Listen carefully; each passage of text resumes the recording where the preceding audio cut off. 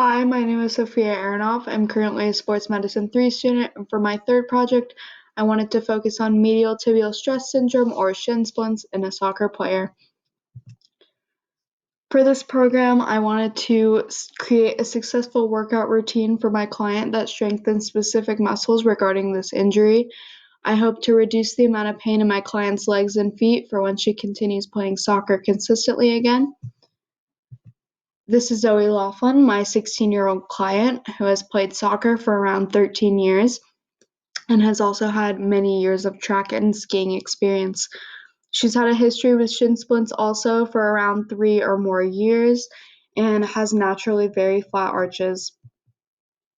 Since Zoe has started to work out again after not working out consistently for a couple of months, I took this into account because I didn't want to suddenly increase the duration of workouts and hurt her feet rather than helping them. As you can see, she worked around once a week or every other day for 2 weeks, balancing this with her normal workouts. And I thought this was the perfect combination because it wasn't overworking her feet too much.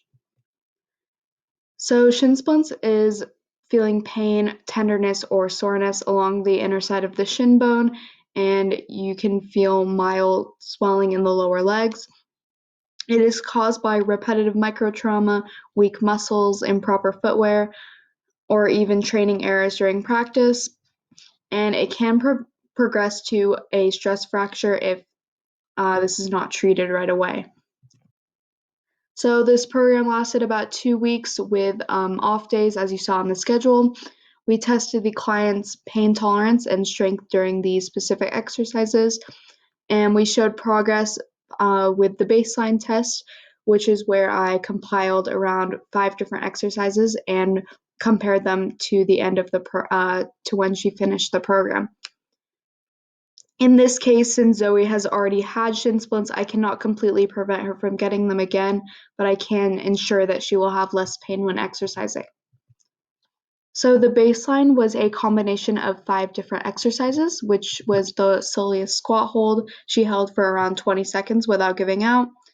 She had to do the towel scrunch for 30 seconds. On the left, she did 12, and on the right, she did 14.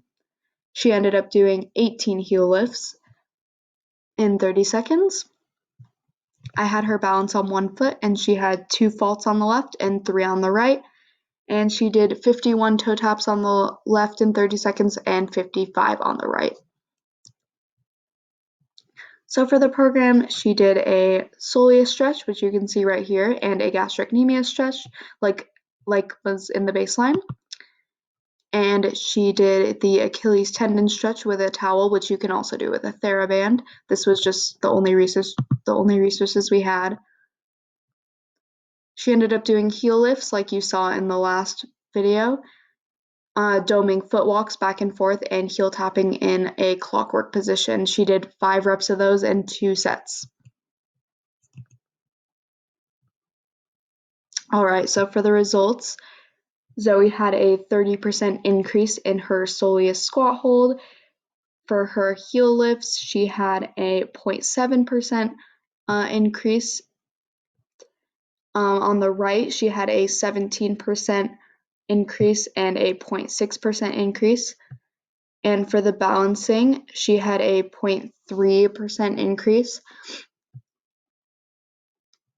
And for the amount of toe taps, she had a 0.6% increase.